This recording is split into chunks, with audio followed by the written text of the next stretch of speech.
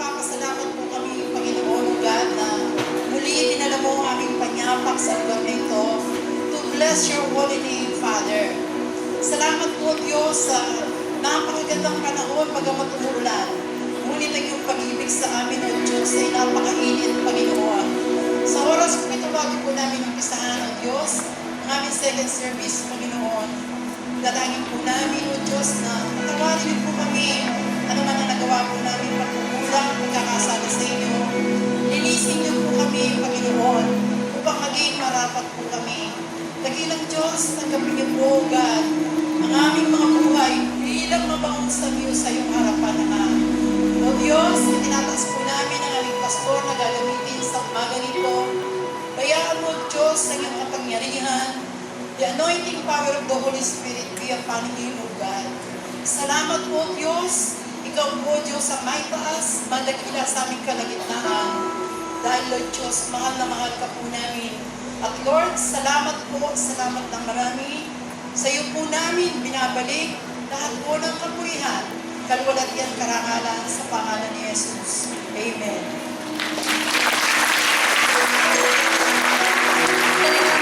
Nagising po ako sa umaga nito na inaawit ko po itong awit na ito. As if, biglang-bigla po akong bumangon at sabay pag-awit ng awit na ito. Alam ko po na ito rin po yung awit ng inyong mga puso. In this season, I was born to praise you. I was made for you.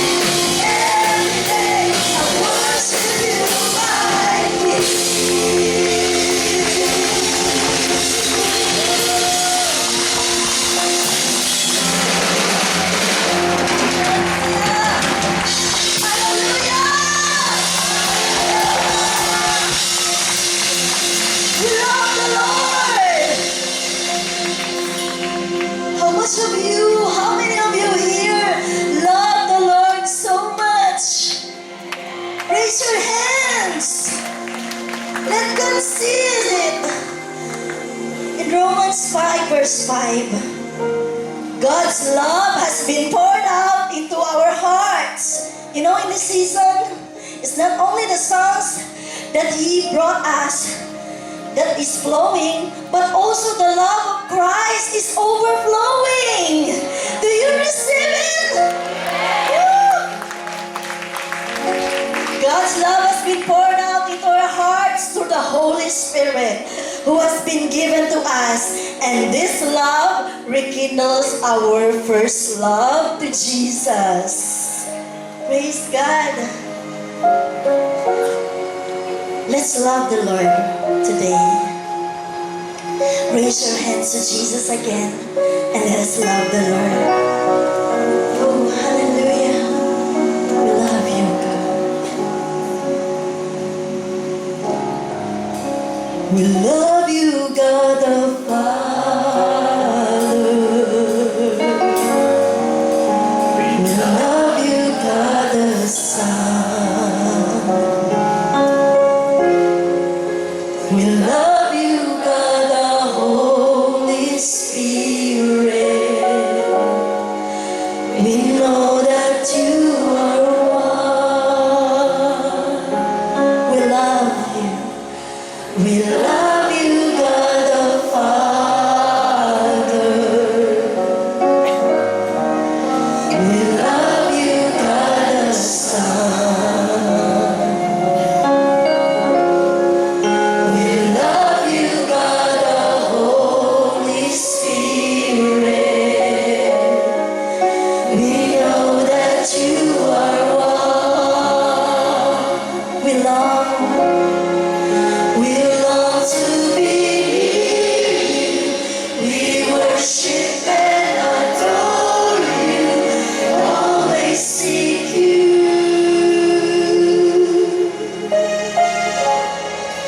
We bow down before you, enthrone and exalt you, Father, Son, and Holy Ghost.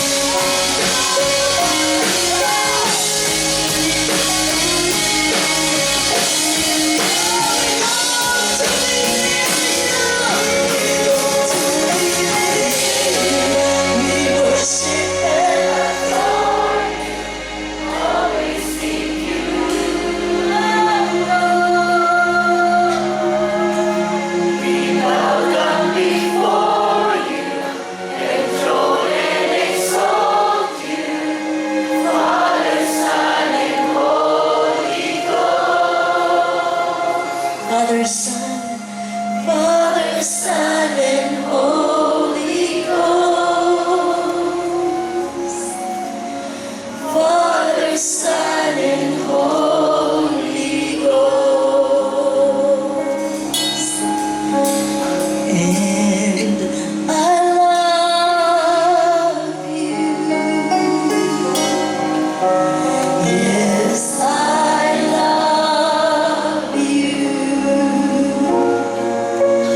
Lord, I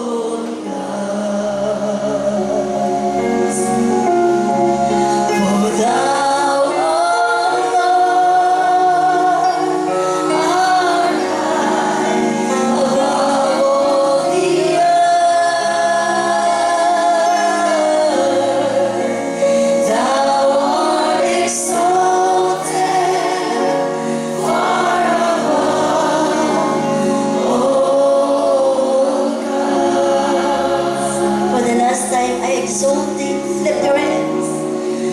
I exalt thee. Lift your hands as high as you can. Lift him up in your lives. I exalt thee.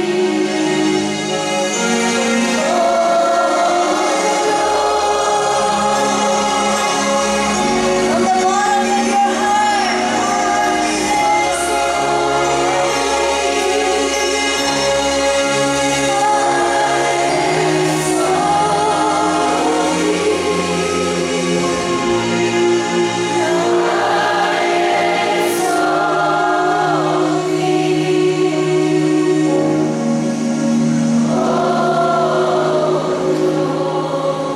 Will you bow your head, please? Bibigyan ko po kayo ng ilang saglit to have your moment in prayer wherever you are.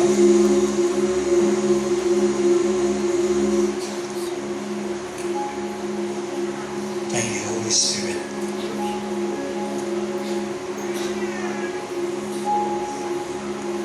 It is all in your presence, Lord.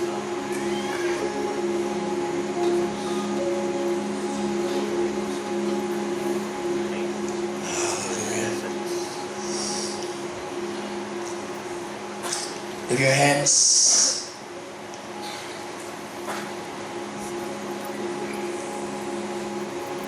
Let's sing and sings my soul. Joel. Oh Lord my God. Oh Lord my God. When I'm in awesome wonder, the congregation consider all.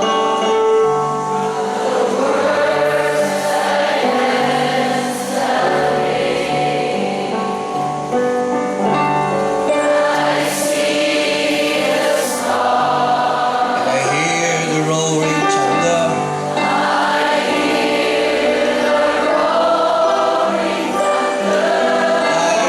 Power throughout the universe displayed. Here we go. Church, we sing everywhere. Then sings my soul, my Savior God to thee. And the people of God be heard how great. Oh, how great thou art. How great thou art.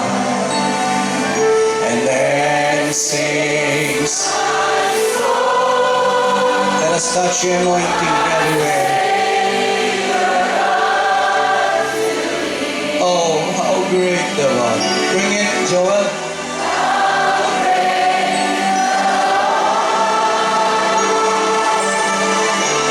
How great thou art. Let us hand the song softly.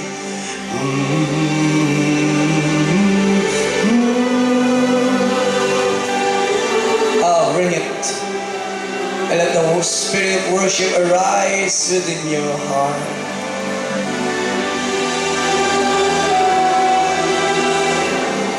Bring it, John.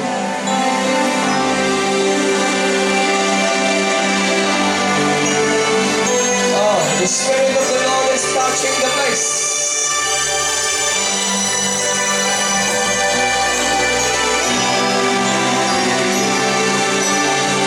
Oh, we just bless your name.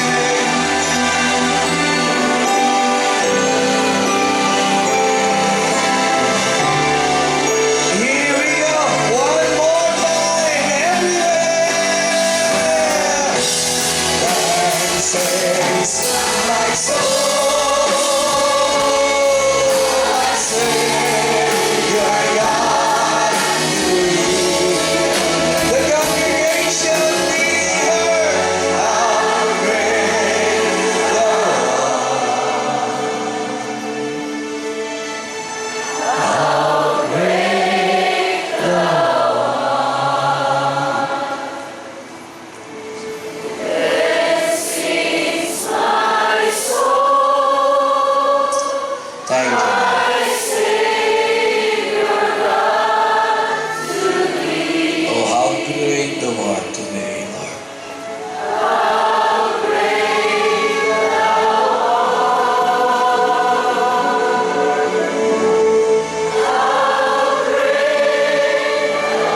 Just one more time above the whisper, I want to hear the congregation. And sings for out your heart in worship. Allow our worship to please your heart, Lord. And I pray that you anoint the four corners of your sickness. I pray that you have to be lifted and to be broken in the name of Jesus. And I pray that the power of the Holy Spirit, Lord, will be released. And how great thou art.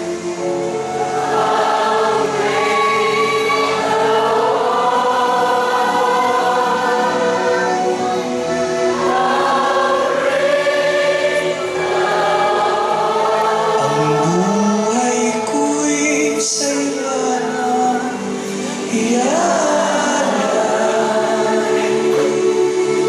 Ang lakas bawat tindig ng puso. Can I hear the people of God? Ang buhay ko'y sa'yo ngayon at kailanman.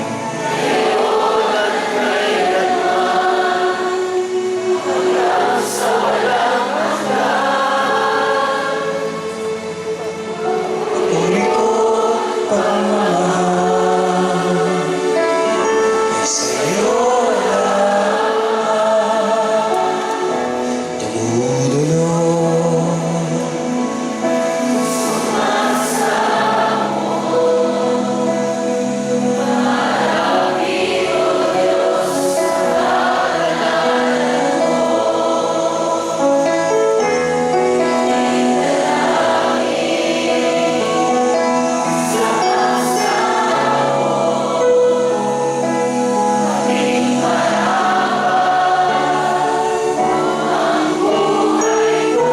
Tanggapin niyo po ang aming pag-aalay. Ang buhay ko'y sa'yo lamang iaalay. Jesus.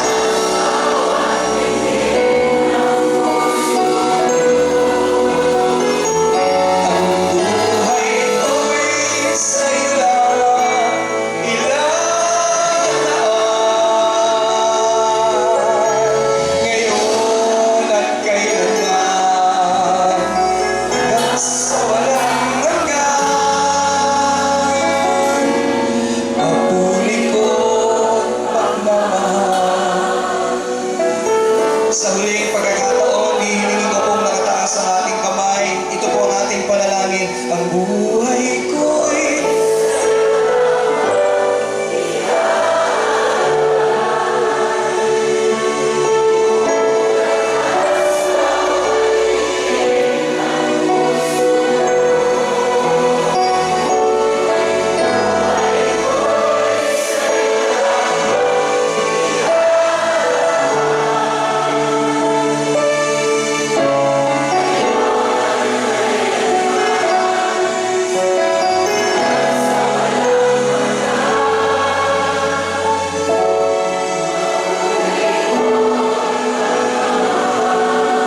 sa'yo lamang. Sa'yo, 10 segundong malakas na palakpak para sa ating Panginoon Jesus.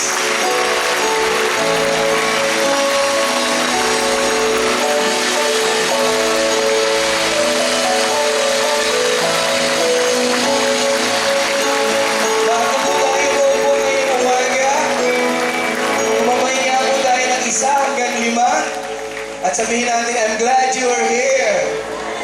Sige ho, magandang ngiti. Whom I have in heaven but you, come on, Nasil.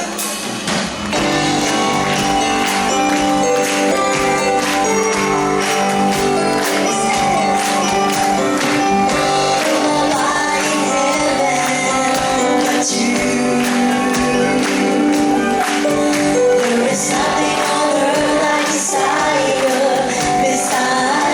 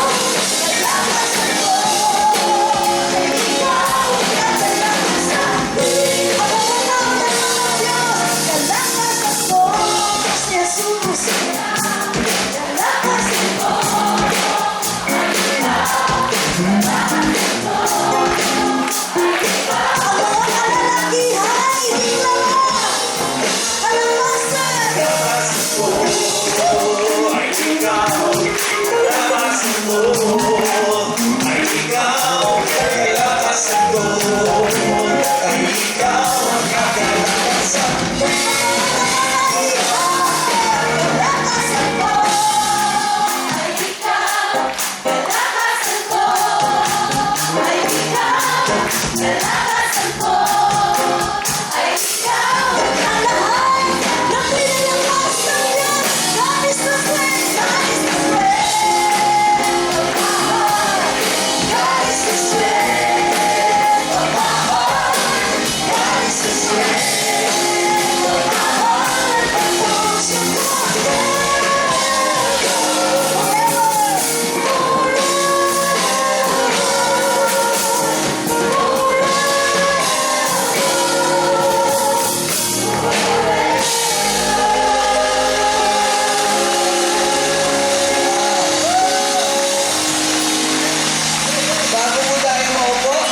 Isang request, si Pastor Joey, pakisuot niya ako yung pinakamagandang ngiti. Oh, are you sure? Hallelujah. At pakisabi sa katabi mo, ito ang pinakamagandang ngiti dito. Wala akong tututol. Okay, now you may be seated. Palakpakan natin ang Panginoon. Magandang umaga po. Good morning! Masaya po ba kayo in the presence of God? Sabi po ng Psalms 122 verse 1, sabi ni David, I was glad when they said unto me, let us go into the house of the Lord. Sabi ni David, I was glad. Sabi ko sa katabi mo, I am glad. Masaya po ba kayo ngayon? Magandang umaga po sa bawat isa. Allow me to go straight to the preaching of God's Word. And my message po for this morning ay pinamagatan ko pong the power of surrender. Pakisabi po, power of surrender. Medyo kakatuwa siguro yung topic, ano? Sabi niya, power of surrender. Basahin ko po yung translation sa TEV. Sabi po ni Apostol Pablo, give yourselves to God. Pakisabi po, surrender your whole being to Him. Nakalagay po, surrender your whole being to Him to be used for righteous purposes. Ang Diyos po ang magpapala ng kanyang buhay at banal na salita na ating pagbubulay-bulayan this morning. It was in 1980 po that I first waved the flag of surrender. Pwede po bang itaas yung kamay? Ayan, ayan, baba na po. Pag wini-wave niyo po yung flag of lalo kulay puti, ang ibig mo sabihin, you surrender. So very powerful yun, very prophetic po. And in dekada 1980 po, I used to share this that I was a young drug addict during the time. Walang pag-asa, walang buhay, and I attended the service in Arroyo. And here comes the preacher, I don't know his name, si Brother Eddie daw yung pangalan niya. And he preached the Word of God. Medyo mahaba ho ng konti. Pagod daw, 4 na oras siyang nagturo ng araw na yan. He preached for almost 4 hours. Sa isang open field na umaapaw ng napakaraming tao. And everybody was excited to listen to him. Pwede mo ba kayong tumingin? And for the first time in my life, I cannot deny that I was captivated. Na starstruck po ako sa power ng preaching. And di ko po maipaliwanag when Brother Eddie gave the altar call, sariwa pa po sa isip ko. Ang kanta ho nun I surrender all. Natawagin ko si Joel. I surrender all. Pinakanta niyo ho yun? Oh, to thee, my blessed Savior, I surrender all. Maya-maya sabi niya lahat ng gustong mag-alay ng buhay sa Panginoong Yesus. Pwede bang itaas yung kanang kamay at lumakad papunta sa unahan? Tinagalog. Ano nga yung Tagalog? Awitin natin. Inialay ko.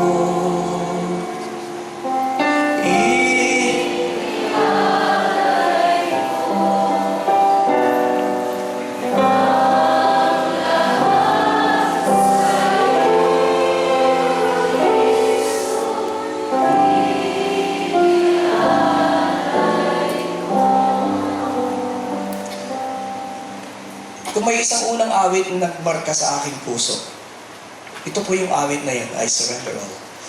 Hindi ko po alam, the song I Surrender All was written many, many years ago. Hundred of years, 1870 to be exact. And it was written by a young evangelist. The during that time, he was struggling kung ipupurso niya yung maging evangelist o ipupurso niya yung kanyang career. At the end of the day, pinurso niya po ang maging evangelist. At yung awit na I Surrender All ay description ng kanyang buhay. Today, we will talk about the subject na masasabi ko pong, pakisabi po sa katabi, unpopular. Unpopular word po ang salitang surrender. It is a battle, ito po isang terminolohiya na ginagamit sa pakikidigma. Hindi po maganda yung salitang surrender. Sa panahon natin, when you use the word surrender, it always used in a negative context. Pag nag-surrender ka, parang it is a sign of defeat. Pag sinabing salitang surrender, parang, it's bondage, it is oppression. When you surrender, you'll be manipulated, you'll be abused. Pero pwede po ba tumingin kayo kay Pastor Joey? Hindi po gano'n ang pagkagagamit ng Biblia sa salitang surrender. Pagkasabi po, surrender. Sa Biblia po, ang salitang surrender po paradoha po, opposite po yan ng mundo. Sa Bible po, the more you surrender, the more nakapakipakinabang ka sa Diyos. I wanna hear an amen.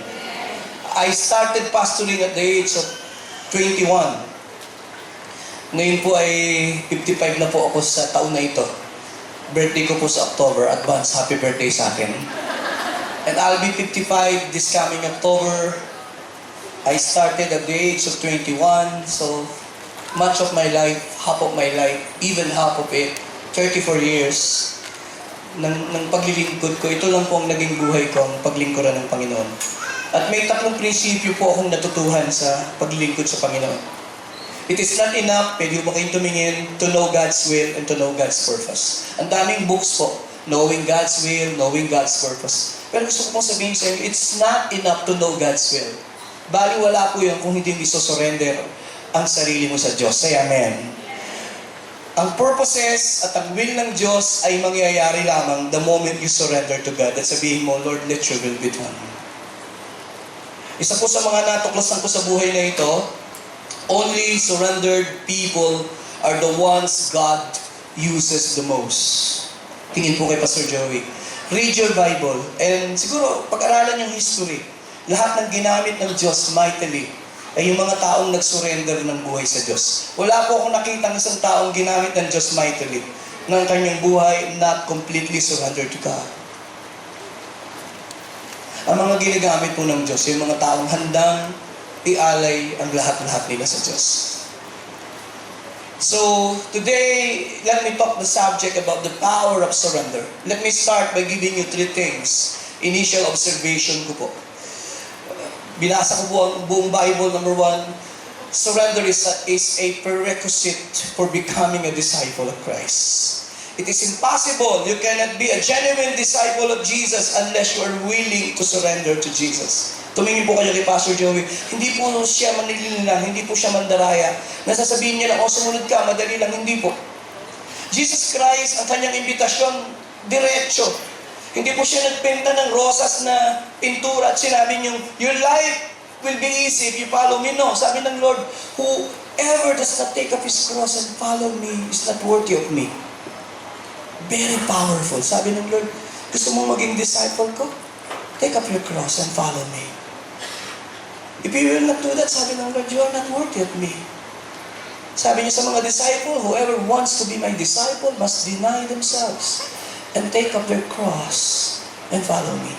Pwede po tayong tumingin, paglipas ng panahon, pinadali po natin ang Kristyanismo. Parang magsuko ka lang and everything will be okay. Ang totoo po hindi.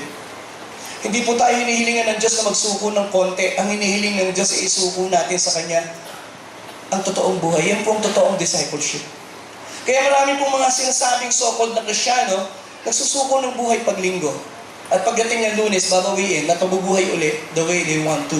Pagdating niya naman ng Sunday, isusuko na naman. Pagdating ng Monday, kukuhanin uli yung isinuko. And this is the way so many Christians are living today. And they call themselves disciples. And believe me, no. Hindi tayo pwedeng maging totoong disipulo at tagasunod ni Jesus nang hindi tayo totoong magsusuko ng buhay. Doon po magsisimula. Pangalawa po, are you there? Mabilis lang po ito. Surrender is the heart of discipleship. Pag pinag-aralan niyo po ang teaching ni Jesus, laging nakapaloob po yung pagsunod sa Kanya. Laging nakapaloob po yung salitang, follow me. Nakapaloob po yung salitang, surrender. There is no middle ground. He calls us to follow Him. Hindi ko po makalimutan yung unang araw na tinawag ni Jesus yung mga disciples. Pakita natin. Mark 1:18-19. We love that story. Tinawag ni Jesus yung unang mga disciples. It was John, it was James. Nauna po si Peter. Okay, simulan natin sa verse 16. Naghuhugas po ng lambat sa Sea of Galilee. Taga doon po yung mga magkapatid na to, Simon and Andrew. At tinawag sila ng Panginoon. Sila po yung mga mangingisda. I was there ng ilang beses na po. Siguro 2 beses na po ako napuntang Israel. Napunta po ako doon sa Sea of Galilee. Verse 17, nasabi ng Panginoong Jesus, follow me and I will make you fishers of men. Kasi sabi po, fishers of men. Pagdating po sa verse 18, tingnan niyo po yung verse. Kabisado niyo po, ano? Ano po ang nakalagay? Basahin natin, sabay-sabay. 1, 2, 3. They, pakiulit po, immediately left there and, tingnan niyo po, yung salitang immediate, guhitan niyo po. Guhitan niyo po yung kilay ng katabi niyo. No. Nang magising. They immediately left there. Next. Ano po yung next? Yun po yung hanap buhay nila eh. Yun po yung buhay nila. Pero nung tawagin sila ng Lord, immediately. Ilan po sa atin nung tawagin tayo ng Lord, hindi na tayo nag-isip, kinalikuran na natin lahat just to follow the Lord. It's not easy to do that, right? And then, yung sumunod na talata, mas matindi. Kabisado po natin ito, pero samahan niyo po akong silipin. Surya pa natin minsan pa. And then, sumunod po yung mga alagad. Tapos nakita niya si John at saka si James, magkapatid po. Magkakasama sila sa negosyo ng pangingisda. Ito alam din ang hanap buhay. And mending their nets. Then, tinawag din sila ng Lord. And immediately, He called them. At ngayon po, iba na ang iniwanan. They left their... Nakita niyo po ba yung transition? Kanina, they left their nets. This time, iniwanan nila yung tatay nila. Iniwanan nila yung halap buhay na ikabubuhay nila. You see, at the teaching of Jesus Christ, ang surrender po ay sentro ng paglilingkod sa Diyos. Hindi po siya isang magandang bagay lang. It is the heart of discipleship. It took me 2 years. I was pastoring po at the age of 21. 2 years na po ako nagpapastor. Part-time po ako. And Brother Eddie talked to me twice. Sabi niya, bakit di ka mag-full-time? Hindi po ako umuoo. Pinag-iisipan ko pong mabuti yung desisyon ko. Tumingin po tayo. Iniisip kong mabuti. Ito nga ba ang buhay na yayakapin ko the rest of my life? May kausap po ba ako? Ito ba? Gusto ko pong makatsak na ito yung gusto kong buhay. Ito yung gusto ng Lord. Wala naman pong problema sa akin eh. Wala naman. Ang gusto ko lang makatsak ako na ito yung gusto ng Lord. At the end of the day. Because alam po niyo, tumingin po kayo. Pag ako po ay medyo nahihirapan sa paglilingkod ko sa Diyos, binabalikan ko po yung realidad na hindi ko pinili ito, ang Diyos ang pumili sa akin. I wanna hear that, amen. Pag kayo pinahihirapan, at alam niyo yun ang pinagagawa ng Diyos, lagi niyong babalikan at sasabihin yung Lord, ikaw po ang tumawag sa akin. Say amen. Maski po yung magpunta dito sa Greenhills, hindi po ako nagpresenta na magpastor dito. Nung una pong sabi ni Ma'am Johnny, Kuya, doon ka muna ha. Pansamantala. 12 taon na po ako rito, pansamantagal na. Yung iba po rito, Sunday school pa lang, nung makita ko ngayon, mga dalaga na sila. I was surprised at 12 years na po ako rito. Pero isa lang, pag ako pinalulungkot, binabalikan ko ang realidad na hindi talaga akong pumili sa Lord. Hindi doon ako sa lugar na gusto ko. Doon ako sa lugar na dinala lang ako ng Lord. Nako-comfort na po ako. Pag tumungtong na po ako ng music museum at nakita ko na po kayo, kahit gaano kapagod po ako, lumalakas po ako. Hindi po ako nambobola. Totoo po yun. Because gusto natin in the place where we are called. Say amen! Gusto mo doon sa lugar na gusto ng Diyos. At yan po yung heart ng what is to be a disciple of Jesus Christ. Aanin mo yung maraming bagay na hindi naman gusto ng Diyos na nandun ka at hindi ka masaya. So many people today, nandun sila sa lugar. Pwede ba tayong tumingin kay Pastor Joe? Magiging maramdamin po ako ng kaunti. I have seen so many people na ang naging dahilan ng pagkawasak ng kanilang buhay. Mind you, Tagalog na Tagalog, pagkawasak ng kanilang buhay ay sapagkat hindi na nagawang isurrender sa Diyos ang nais ng Diyos. Hindi nila nagawang mag-surrender sa calling at purpose ng Diyos sa kanilang buhay. I have seen so many people today, they're still struggling because they refuse to surrender to the very will of God and to the very calling of God. You will never be happy until you reach the point of true surrender. Ito po ang topic natin. Why I'm teaching surrender today? Please, huwag niyo po akong tutulugan.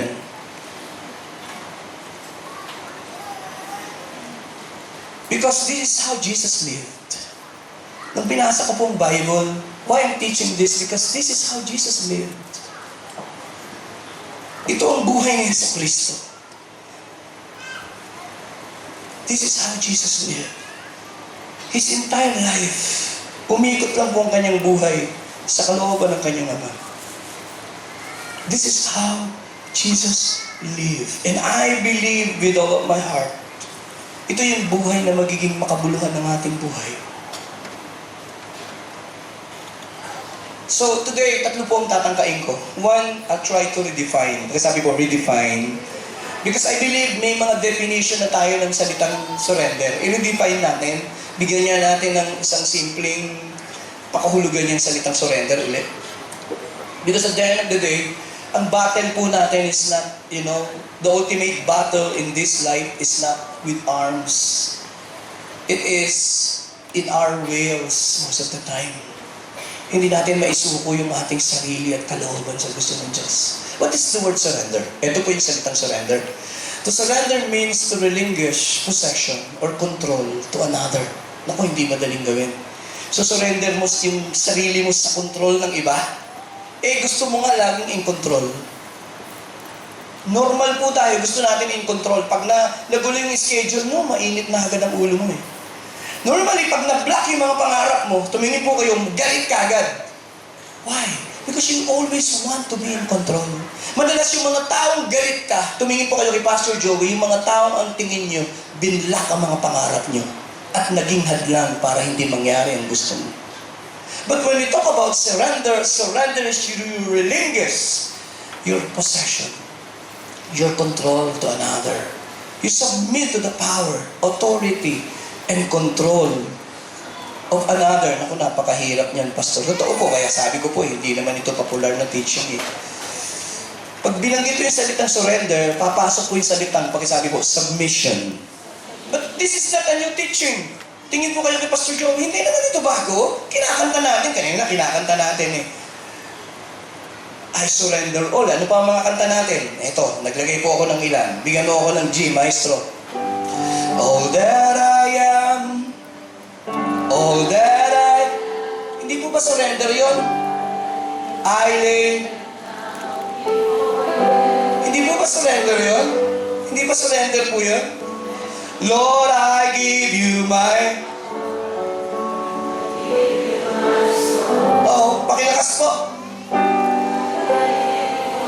Matanong ko po kayo, isn't that surrender? We've been singing songs about surrender. This is not a new teaching. Hindi ito bago. Ito'y bahagi.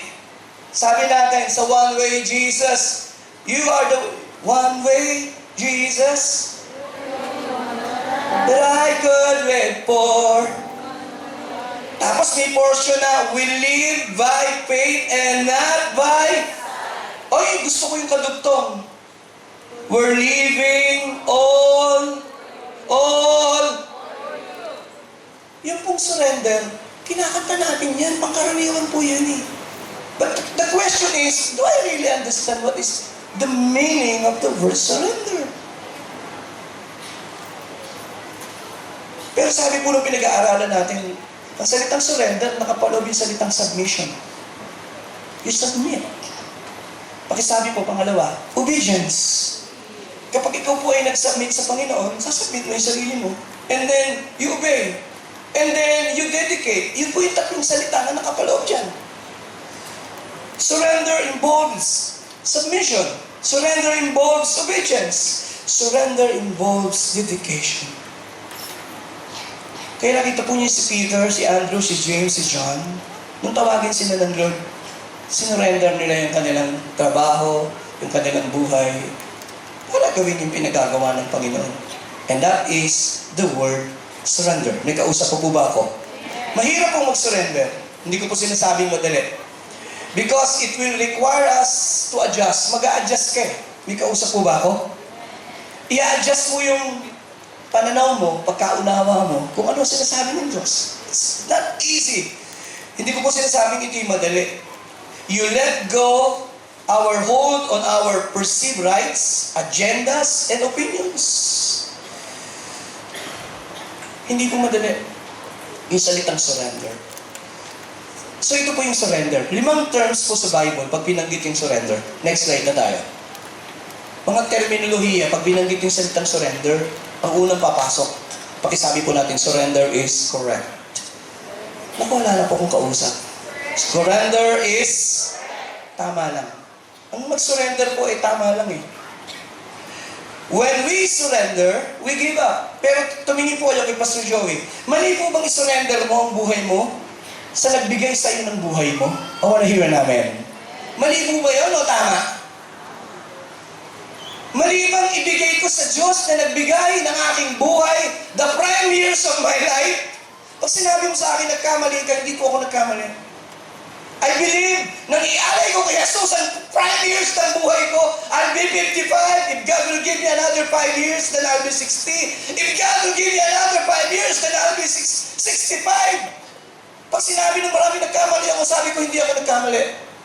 I believe, the time na nag-surrender ako kay Jesus, ibinigay ko yung prime years ng buhay ko. Hindi ko na po pwedeng balikan yung 34 years. But believe me, that is the best decision na ginawa ko sa buhay ko. That is correct. Tama lang na ialay ko at ibigay ko sa Diyos na ito ang pinakamainam at pinakamahusay at lakas na pwede kong ibigay sa Kanya. Sabi ng sangawit, kailan pa ibibigay ang sa Kanya? Sandali po, tingin po kay Pastor Joey, naniniwala po ba kayong ang Diyos ang nagbigay ng inyong buhay? Kasi ang mga awit natin, sinasabi natin, Lord, ikaw ang magbigay ng buhay, ikaw ang magbigay ng lakas. Kailan pa?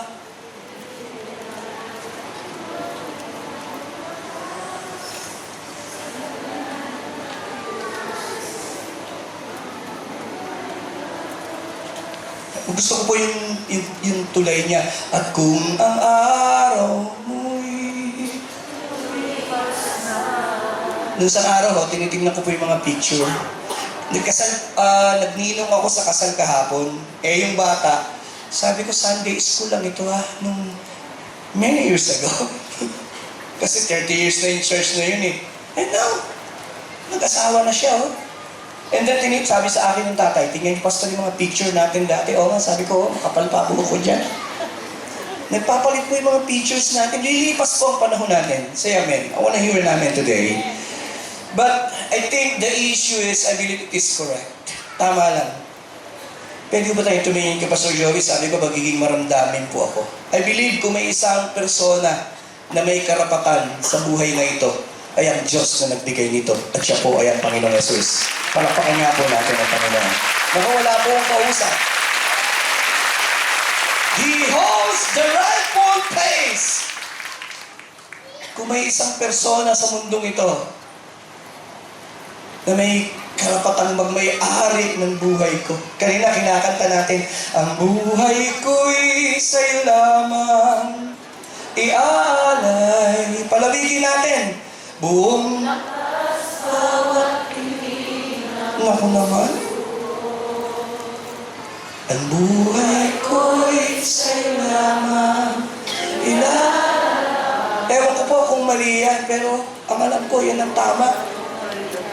Kasi siya ang may bigay ng buhay eh. When we talk about surrender, surrender is correct. 2, may kausap po ba ako?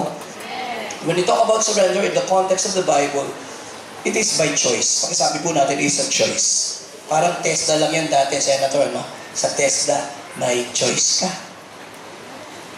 May choice. May choice ka eh. What is the point? No one is forced to yield his life to God. Sa GIL po, isa sa mga principle ni Brother Eddie, pwede ba tayong tumingin? Wala pong isang pastor na pinilit maglingkod sa GIL. Nagsisimula po ang GIL, nandun na po ako. We're not forced by Brother Eddie to serve God and GIL ministry. Yung mga manggagawa rito sa Greenhills, ako lang mo ang full-time dito, lahat lang yan volunteer. Naghahakot ng gamit, pumupunta rito, lahat lang yan voluntaryo. Kung may 300 tayong workers dito, mga volunteer workers po yun eh. Nobody's forced to serve in this church. Kung paano nobody's forced to surrender to Jesus. Wala pong pepersahin at wala pong pinipersang maglingkod sa Diyos. It is an invitation. Kaya when you read the Bible, nag-iimbita ang Panginoon. Sabi niya, if anyone would come after me, it is an invitation. You are invited by God. We are invited.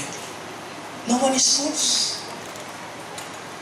At hindi naman ho kayo magiging masaya yung mga anak na pinilit lang na nakaupo ngayon nakasama ng nanay. Kanina ka pa nakasimangot. Sabi ko, dapat wala ako rito eh. Pinilit ka ako ng nanay ko eh. Parang po yun yung bata na ang likot-likot.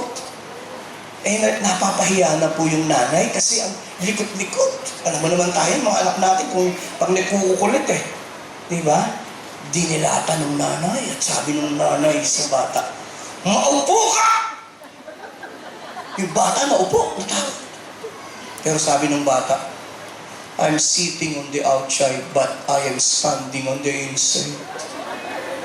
It is possible na sumunod ka. Pero hindi totoo. It's a choice. It is a choice. Isang desisyon na inialay at ialay ang buhay sa Panginoong Diyos. Nobody can force you. May kausap po ba ako ngayon, Maya? Nararamdaman ko pong Holy Spirit. Palapakan niya po natin sa ng Holy Spirit. Wow.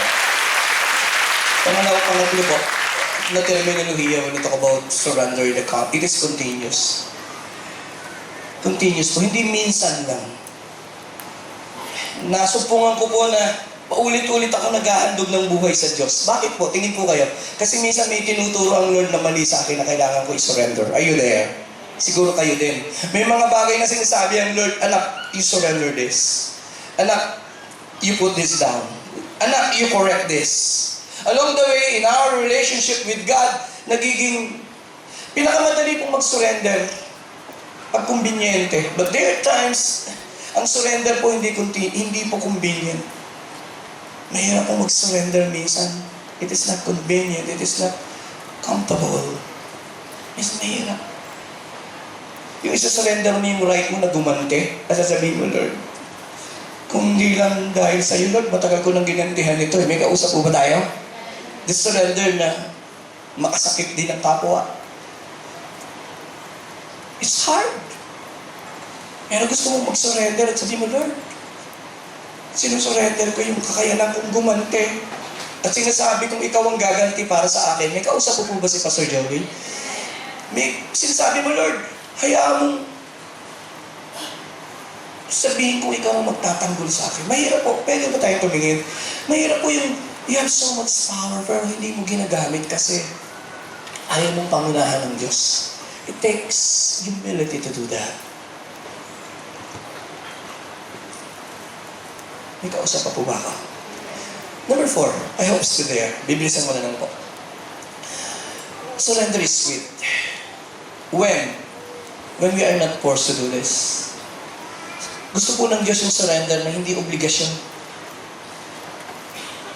Masarap po sa Panginoon yung pag pumapalakpak ka ng kusa at masaya ka. Paano po pang pumalakpak ng kusa at masaya? Oh.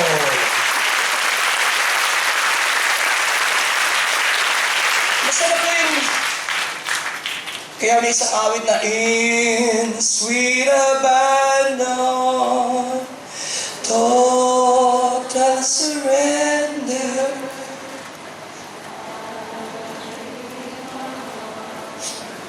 To you, my Lord, I love you, praise you.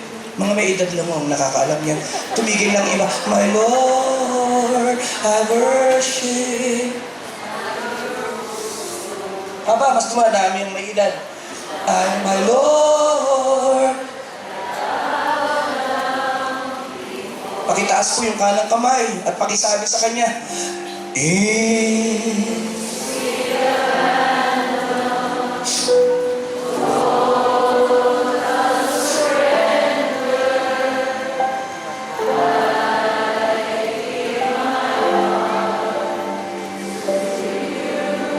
hands are lifted higher in sweet abandon. Yes.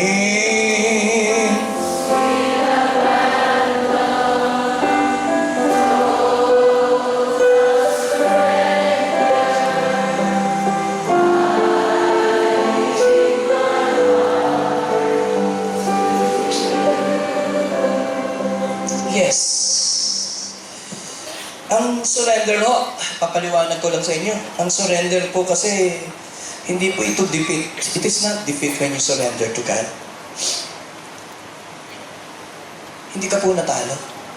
When you surrender, you simply trust God more and more. Say amen. But when you surrender, hindi ako isang, dahil kinonquer ako ng Diyos. No. Hindi ako slave. Kundi, nagpasakop ako sa Diyos na pinakamarunong at pinakamakapangyarihan at mabuti sa lahat. It is not a defeat. I simply trust this God. And what's wrong with that?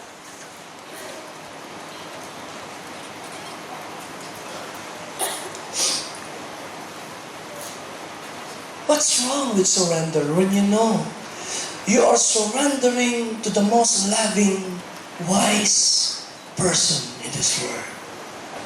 Anong masama kung isusuko ko ang buhay sa isang Diyos na alam kong napakabuti at alam kong ang kanyang plano ay mabuti sa lahat? I wanna hear namin. Nakatatakot kang mag-surrender sa isang personang malupit, sa isang personang alam mong abusive, sa isang personang masama, nakakatakot. Pero isusurrender ko ang aking buhay sa isang Diyos na nagmahal ng higit kanino man sa akin. But to surrender my life to the most powerful, loving, and wise person, hindi ba yun ang pinakamatalinong pwede mong gawin? Minsan we surrender to people. Pero yung mga taong we surrender, hindi naman perfect. May mga panahon masasaktan ka niyan, baka iwanan ka pa nga niyan eh. Pero to surrender to God na mabuti sa lahat, I believe that is the best that you can do. Sino po rito kaya niyang ipalakpak ang kamay niyo at sabihin niyong masarap magsuko ng buhay sa Diyos?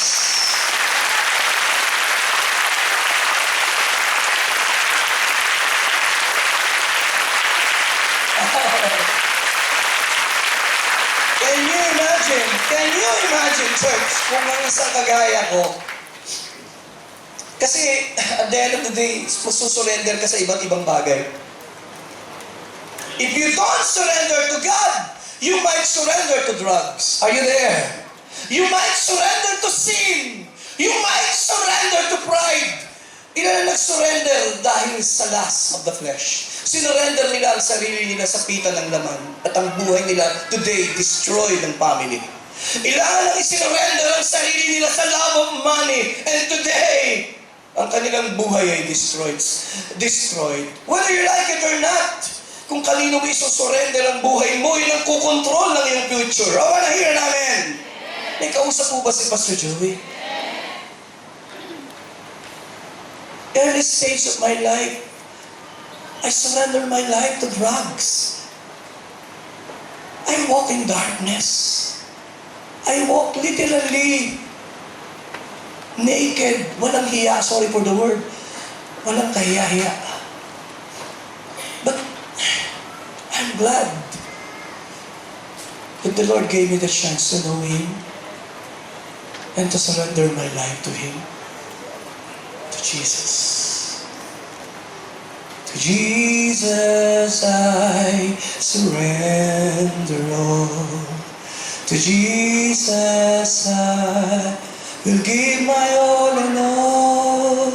I give you my heart. I give you my soul.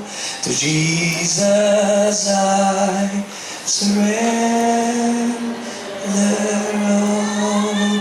I give you my heart. To Jesus I surrender all. Oh.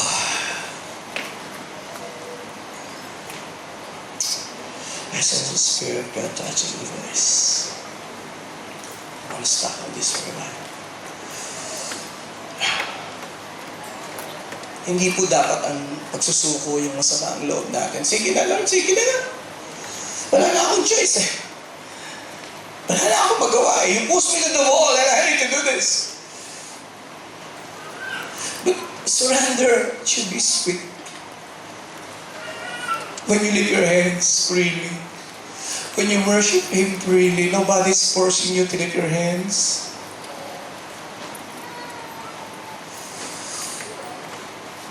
Yun po ang kaibahan. Hindi po tayo mga robot na ginawa ng Diyos. Gusto po niya.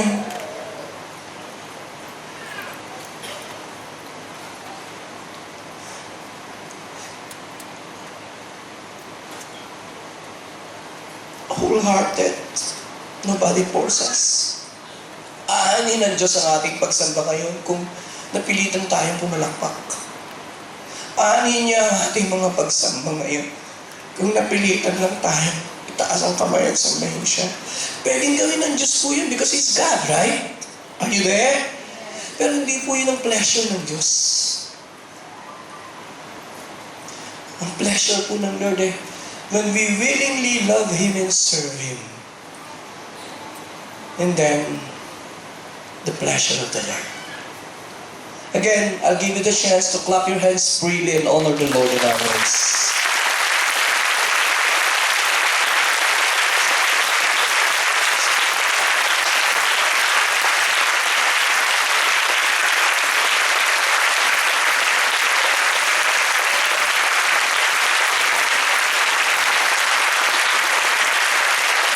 Let me move on. Oh my, thank you Holy Spirit. Thank you for Holy Spirit. Thank you for...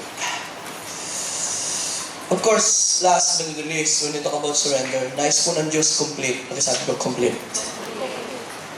Kaya kinakanta natin ang buhay ko'y sa'yo lamang ialay. Isa-isahin natin, buong lakas hindi ng puso ko. Ang buhay ko'y sa'yo lamang. Sandali po lamang. Lamang. Yung salitang lamang. Sa Kanya, walang iba, walang kahati, walang kasosyo. Kayo po ba i-share niyo yung toothbrush niyo? Sabi mo, share na lang tayo ha? You don't do that, right? It should be exclusive. Exclusive. Exclusively His, Lord. My worship, Lord. Wala akong ibang luluhuran na sasambahin Diyos. Walang ibang pangalan ng ibang Diyos na ibubuka ang aking bibig. Walang iba akong Diyos na mamahalin at paglilingkuran. Kayo po, pag sinasabi ng asawa mong na mahal mo siya, Ano pang pakiramdam niyo? At pag sasabihin sa inyo ng asawa mong nag-iisa ka sa puso ko, at sa dinami-dami ng kababaihan sa mundong ito, ikaw lang ang nakabihag ng aking puso. Si pastor naman, sinasabi ko sa asawa ko yan madalas. At sabi niya, binobola mo ba ako? 30 taon na tayo mag-asawa. Sabi ko, hindi kita binobola, yan ang totoo. Pero pag tinanong mo siya, anong pakiramdam niya? Well, tayo po'y mga nilalang ng Diyos. Tingin po kayo kay Pastor Joey, ang Diyos po hindi nagtatangi ng tao. Tama po ba yan? Say amen. Lahat po tayo mahal ng Diyos. Pero iba po ang Diyos. Tinitingnan po ng Diyos ang bawat isa sa atin. Pero may mga tao pong nagpapasaya sa puso ng Diyos. Say amen. May mga taong lahat gagawin para mapangiti ang Diyos. Iba po yun sa Diyos. May mga taong sinasabing mahal ang Diyos, pero madalas sinasaktan ng Diyos. May mga taong sinasabing mahal ang Diyos, pero hindi sinusunod ang Diyos. Ang mga magulang na narito, may mga anak po kayo, lahat mahal nyo. Sabi ko nga, pero may anak kayo, lahat gagawin para kayo mapasaya. Lahat gagawin para kayo mapangiti. Iba response mo sa anak mo yun. Now, let me move on. Just give me, kaya pa ho niyang 15 more minutes. Let me talk about this. Common barriers to surrender. What blocks surrender from working and being exhibited in me, exhibited in us? What are the things that block us from becoming a surrendered person? Naglagay po ako ng 5 lang. Mabilis na lang po ito. Mga bagay na hadlang, kaya minsan mahirap pong mag-surrender sa Lord. Number 1, lack of trust. Pagkasabi po sa katabi mo, lack of trust. Pag nahihirapan tayo mag-surrender sa Panginoon, ang malaking issue po dyan ay trust. Mahirap mag-surrender sa Diyos kung di mo siya lubusang pinagkakatiwalaan. Trust is an essential ingredient of surrender. And surrender to God is not possible until you trust Him. At kung naniniwala kang mabuti ang kanyang plano. It's a matter of trust. If you trust God, kung naniniwala ako sa Diyos, na siya'y mabuti, siya'y makapangyarihan sa lahat. I love Abraham. He trusted God so much. Bawat hakbang po ni Abraham, it's trust. Mula sa tawagin siya ng Diyos. Pinapupunta siya ng Diyos sa isang lugar na hindi niya alam. Sumunod siya. Lahat, everything about. Tapos sabi ng Diyos, bibigyan kita ng anak sa panahong baog ang kanyang asawa, matanda na, tuyo ng matris. But he trusted God. And then God showed everything. Sabi niya, Lord, yan, ganyan na nakarami ang maging anak mo. Kasi namin ang bituin, isa nga, wala eh. Tapos bituin. And yet Abraham trusted God. Pakita natin, Genesis 15, verses 5 and 6. And the Lord was pleased to see na si Abraham po ay naniniwala. And sabi po, and he believed in the Lord.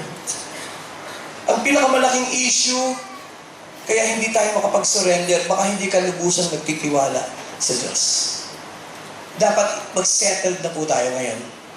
Sa realidad na sino lang ang pwede kong pagkatiwalaan. Number 1 na pwede niyong pagkatiwalaan ng inyong buhay at ng inyong lakas at ng inyong eternity ay ang Panginoong Yesus. I wanna hear na amen. Dapat kumbinsido po kayo nun. Palapakan po natin ang Panginoon.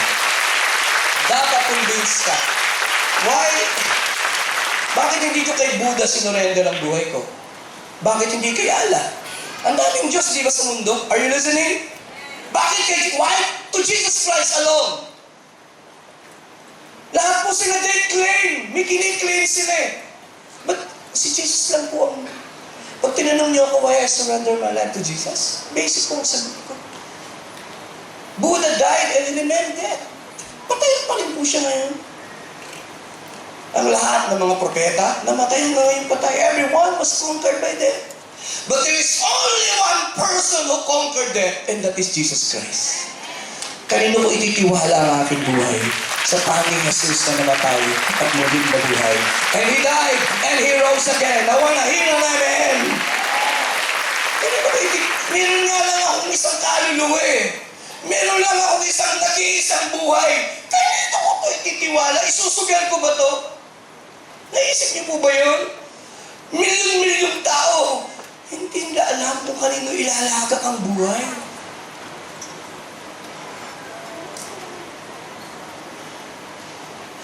I have one life soon to pass. One soul. Importante kung kanino mo ilalagak yan.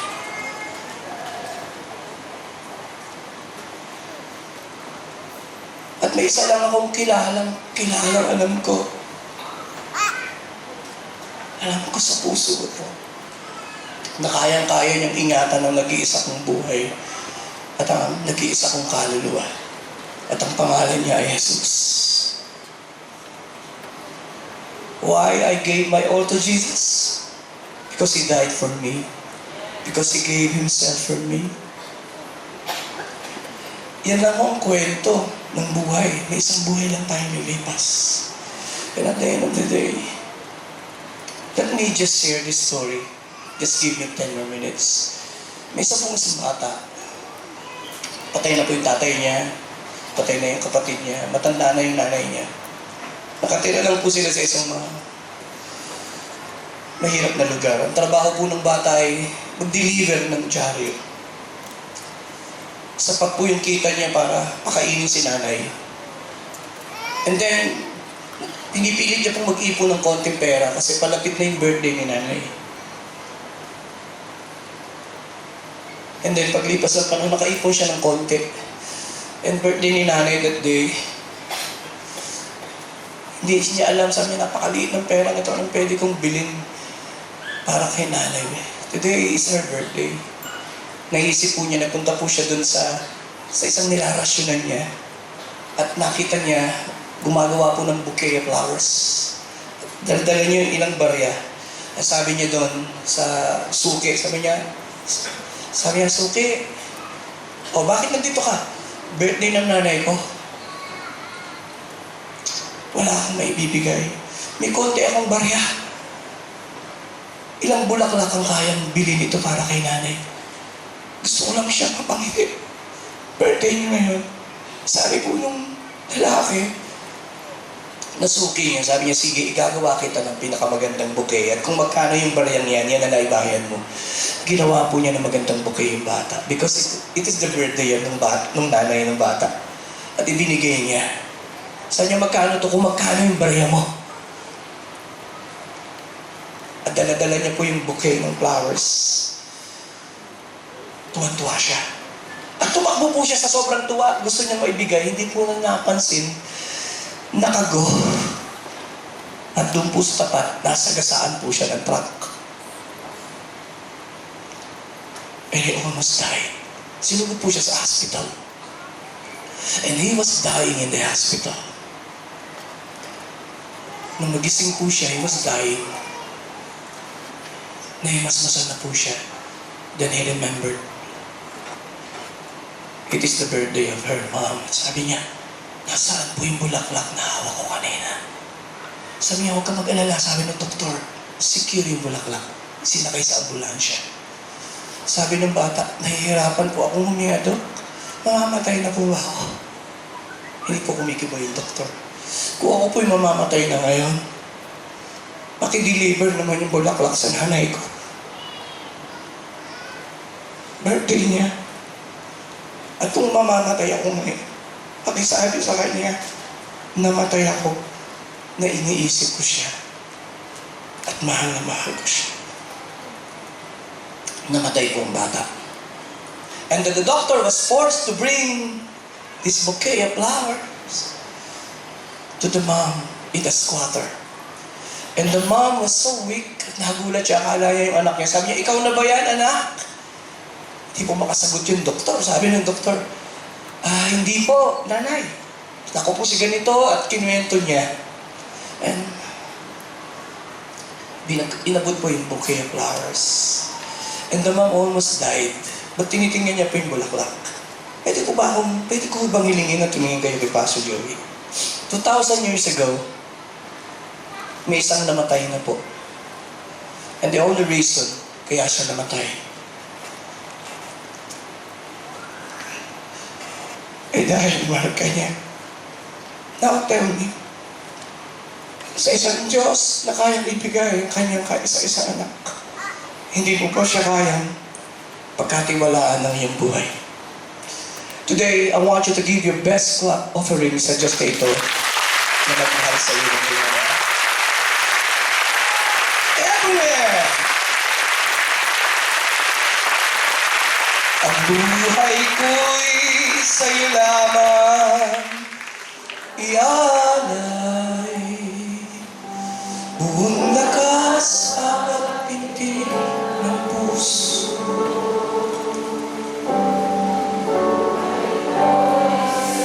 Hiling ko pong habang inaawit niyo yan ay pakitaas naman ang inyong isang kamay.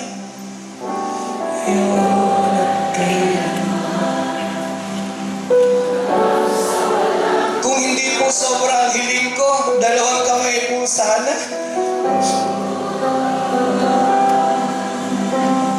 Ay sa'yo lamang sa mahinang tinig ang buhay ko. Sa Panginoong Jesus.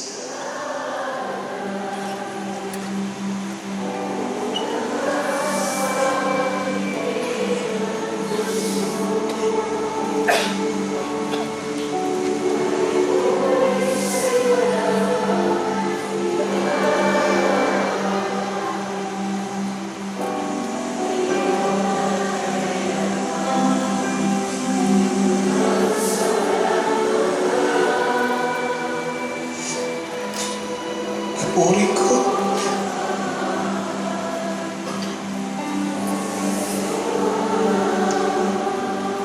Papakibaba po ang kamay. I need to close because I sense the Spirit of God moving. Just give me 5 more minutes. 2. It's fear. So many people are having a hard time to surrender because fear keeps us from surrendering. But do you know, fear comes to stop us from doing something God has called us to do. Do you know that fear will take you backward, not forward? Alam niyo po ba yung dahilan bakit umatras sa mga Israelita to enter the promised land? They don't trust God, of course, and they were afraid. Pag may takot po tayo sa ating puso, hindi natin maitiwala ang ating buhay sa Kanya. And pag may takot ang puso natin, this fear causes us to go backward. And they go backward. And they miss the promised land. Anong takot meron po kayo sa inyong puso ngayon?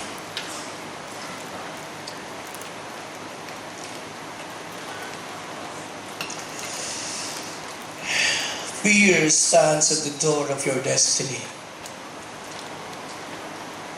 Napakaganda po ng plano ng Diyos sa inyo at sa akin. Ang makakahadlang lang kapag may takot sa ating puso. But I encourage you to trust the Lord, to surrender to Jesus. Ano mga takot na meron tayo? Mandami ko pong takot na nagsisimula ako magpastor. Sabi ko, paano ko pag-aaralin ng mga anak ko? Paano kami mabubuhay sa kakarampot na meron lang kami? Sinantabi ko po lahat yun. Sabi ni Brother Eddie, I have been young, and now I am old. I have not seen the righteous forsaken or begging bread. Lagi niya sinasabi, matanda na ako. Sabi ni David, puti na ang buhok ko, but I have never seen ang mga nagtiwala sa Diyos na nagpalimos. Alam niyo po, yung kinikwento kong 34 years, yes, hindi po maging madali. But it is the most challenging life ng buhay, yung magtiwala ka sa Diyos sa araw-araw. Na may kakanin ka. Are you listening? Uupo ka sa iyong table and you are waiting for God to provide. Every day you wait God to bless and touch someone para may baon yung anak mo. Hindi madali. But the Lord taught me to walk by faith and to believe that God will provide. And now, after 34 years, look at me. Looking back, napakatapat ng Diyos. Kung natakot na lang ako at hindi ako sumunod sa Diyos, hindi naman ako magiging masaya. You can, alam niyo po, ang fear na hindi niyo lang kayang pagtagumpayan. Look at me. Please, ang takot lang na hindi niyo kayang pagtagumpayan ay ang mga takot na hindi niyo kayang aminin. Only those fears that you cannot admit. Pero anumang takot meron kayo ngayong umaga at kaya mong sabihin, Lord, dito ako natatakot. Lord, ito ang takot ko. Lord, ito ang pag-aalala ko. The moment na sinabi niyo na yun, yung takot po niyo lumiliit at humihina. Sapagkat before God, yung mga takot na yun inadmit mo. At walang takot na hindi kaya kang samahan ng Diyos at pagtagumpayan. Ay, naku, mahina po yan.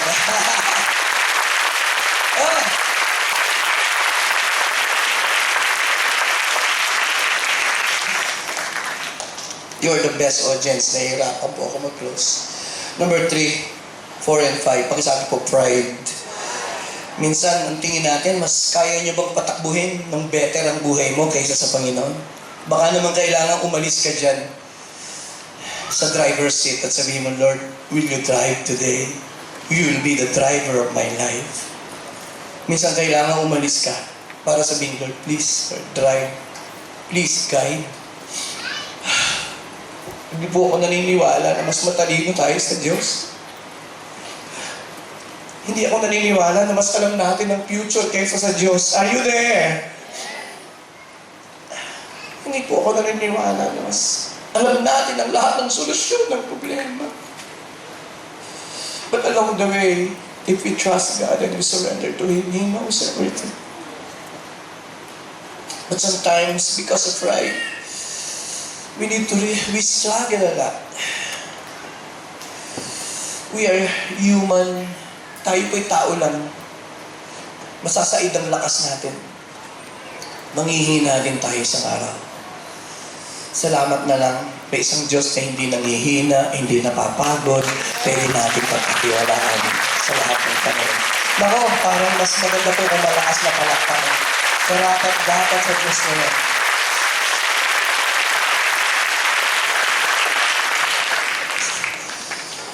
4 and 5, and I need to close, self-centered living. Sometimes, ang problema po natin, umiikot lang ang ating buhay sa ating mga pangarap. The greatest hindrance to God's blessings in my life, in your life, is neither the devil nor ang sino man.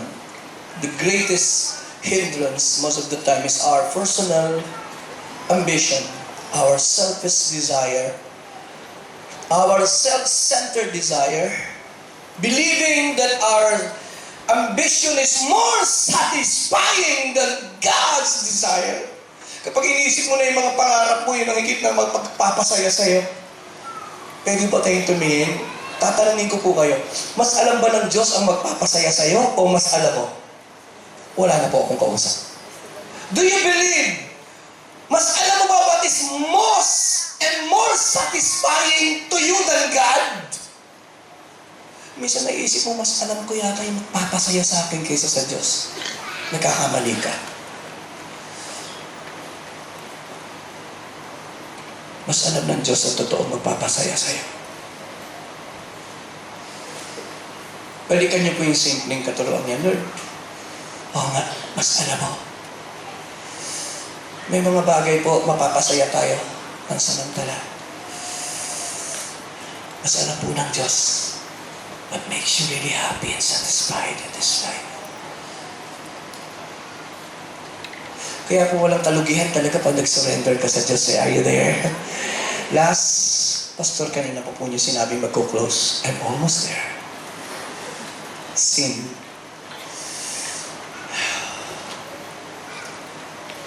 Minsan, nahihirapan tayo mag-surrender. May mga kasalanan na ang higpit-higpit ng kapit natin. May mga taong pag nakinig sa iyo, very good, Pastor, yes, God, yes, yes, yes. Pag sinabi mo ng sinong handang magsuko ng mga kasalanan, wala lang gusto magtaas ng kamay. Alam niyo po ba ang nag-prevent sa maraming taong maglingkod sa Diyos? Yung mga kasalanan na niyayakap nila. May mga secret sins sila. Please, look at me. I close in 2 minutes. Not 5, not 10. Just 2.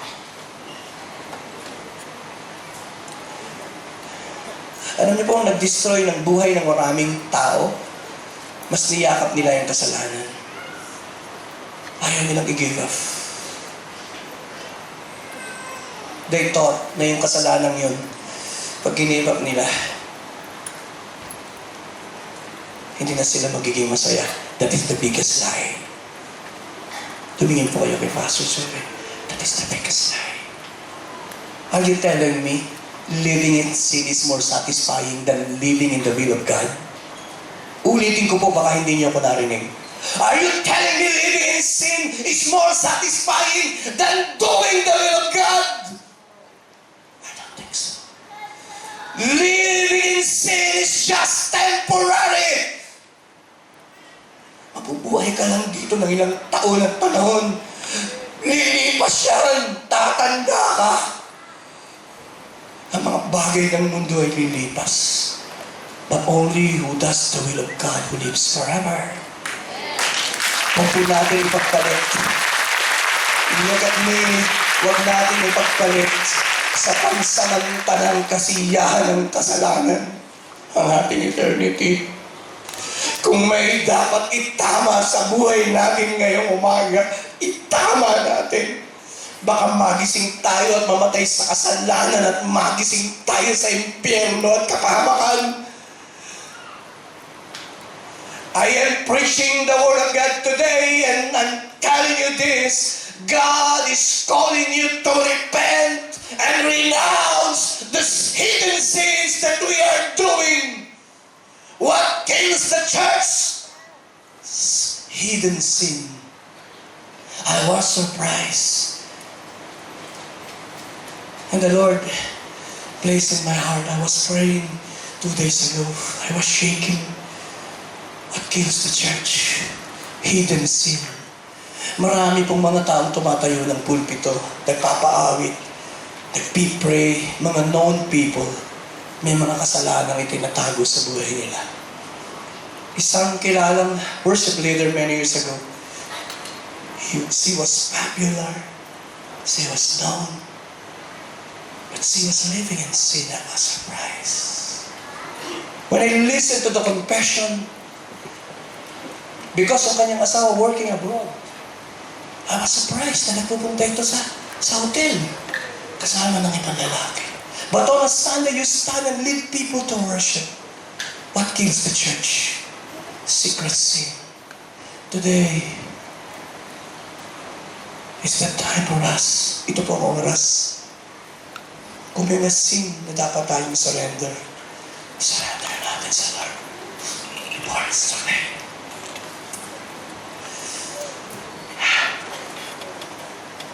Tumayo na tayo lahat. Tulog, sumasabog, lumalapit, O Diyos, sa kabanalan mo. Dalangin. The Spirit is whispering one verse in my heart.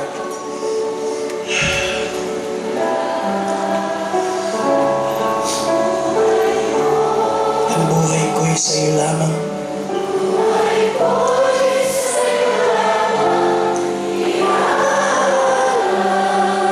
Bumlakas.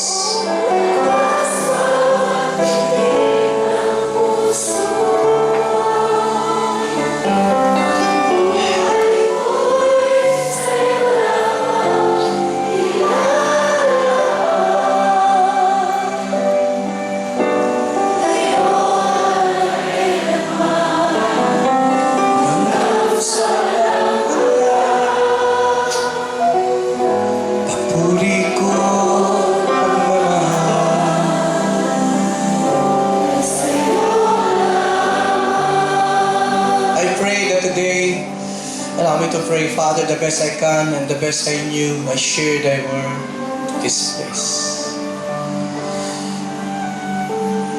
Hayaan niyo pong bumalik kami sa altar of surrender. Hayaan mong i-surrender namin ang aming buhay sa inyo. Hayaan yung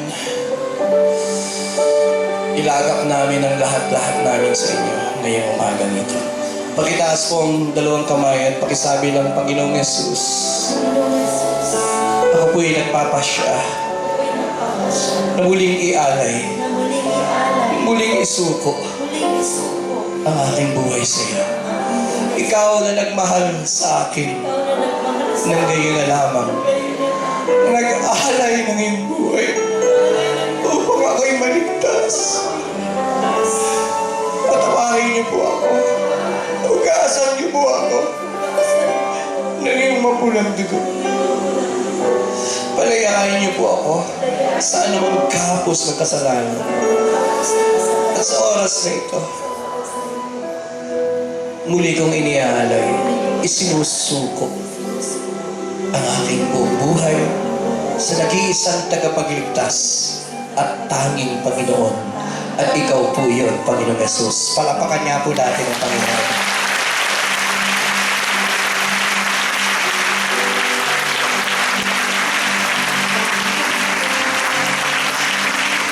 Ang buhay ko'y sa'yo lamang. Hands are lifted everywhere. Ialay. Buong lakas, bawat pintig.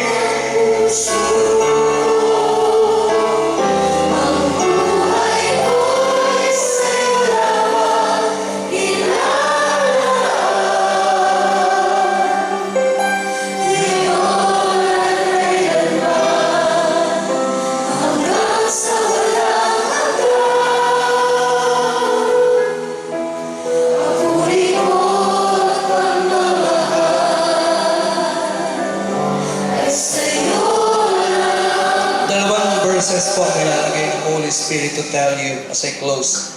Una po yung Matthew 11:28. Hindi lang po nag-aanyaya ang Diyos na isuko ang buhay. Inaanyayahan din po niya kayo na ang inyong mga kabigatan at suliranin ay dalhin niyo sa kanyang paanan. Psalms 55:22. Sabi ng Lord, cast your burden upon the Lord, and He shall sustain thee. He will never suffer the righteous to be moved. Hindi lang po mga kasalanan ang nais ng Diyos, mga sugat na meron tayo. Pwede po nating dalhin lahat sa Diyos, ang ating kabigatan. Natutuwa po ba kayo doon? Sa panahon na nabibigatan po tayo, 1 Samuel 1:10, pwede po nating ibuhos sa Diyos kahit po yung lungkot, mga alalahanin. Hannah, pour out the bitterness of soul and pray to the Lord and wept in anguish. Today, we just surrender to the Lord. Let's do it today. We lift our hands, dumudulog sumasamo. We close. Dumudulog, sumasamo, lumalapit, O Diyos, sa kabanalan mo.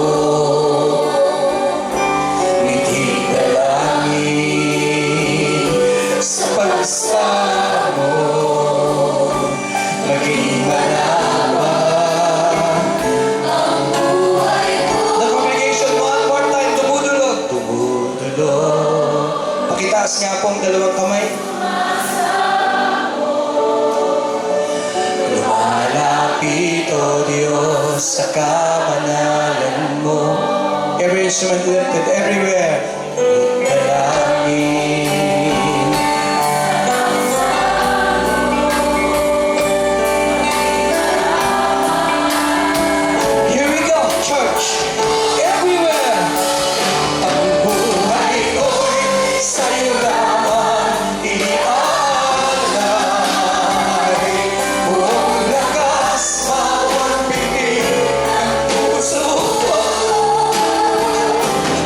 Buhay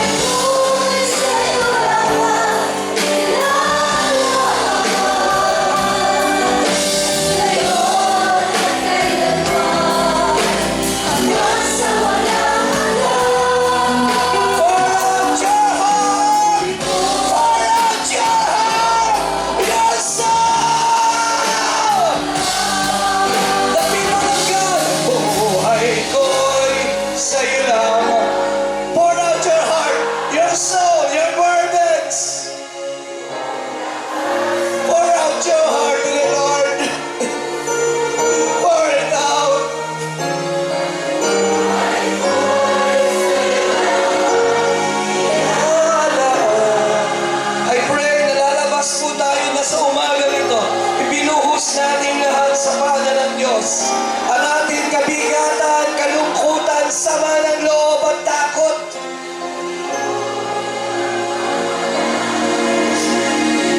Ay sa'yo lang sa may ng tinig ang buhay ko. Ikaw at ang Panginoong Jesus, nakataas po ng mataas ang iyong kamay sa Kanya. Sinusuko sa puso ko sa nag-iisang Panginoon.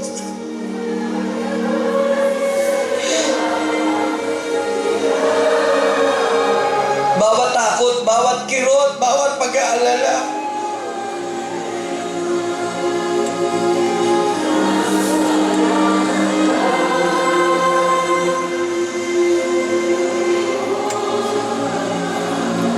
you lay it down. Ay sa'yo lahat. Bibigyan ko pa po kayo ng ilang saglit. You can pray and you just in the presence of God.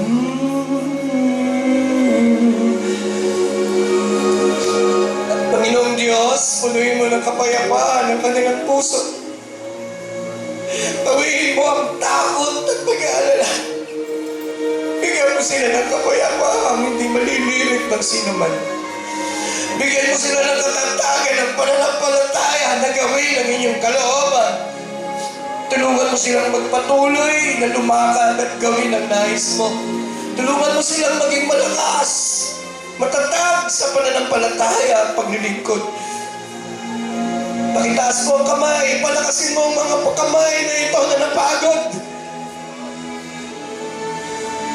Pagalingin mo ang mga puso na nasugatan. Palayain mo ang mga kaisipan na nagkapos ng takot at pagamba. Punuin mo sila ng inyong pananampalataya at pag-aasa. And this afternoon and this morning, Lord, I just bless your people. Bless their family.